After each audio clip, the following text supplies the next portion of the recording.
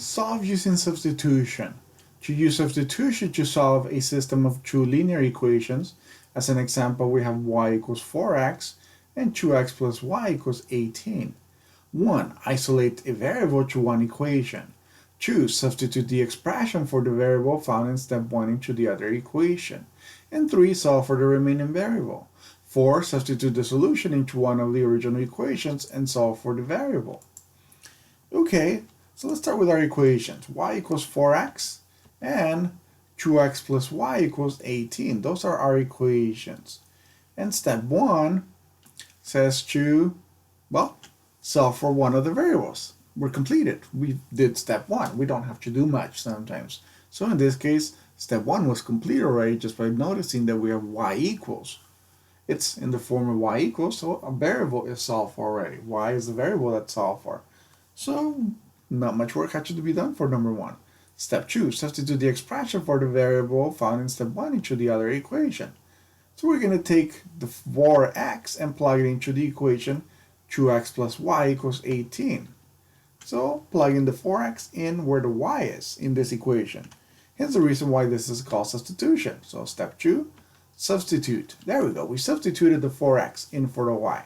So now we have 2x plus, in parentheses, 4x equals 18. Notice we don't really need the parentheses there, but it's there so that you can see where we substituted for the y value. So step 3, solve for the remaining variables. So let's solve for x, is the only variable left. So 2x plus 4x give us 6x.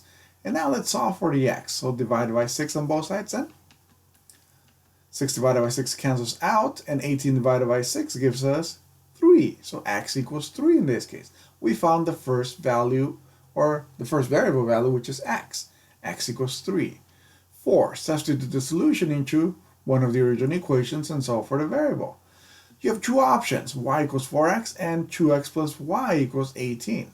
You want to go the long route or the short route? In other words, the hard route or the easy route? Let's start with the easy, right? What makes it too difficult in this case? So, meaning we're going to use y equals 4x then. So y equals 4x, notice it already has the y solved for. So why overdo it in this case? Let's plug it in. So let's substitute the x value in for the x there. So y equals 4 times 3, and now this will give us the y value of 12. Once again, we substituted a number. So we've seen now substitution of numbers, which you may have seen in the past as well. And now we have also seen substitution of expressions into equations. So we now have our second portion of our solution. So we have both of them, the x value solution and the y value solution.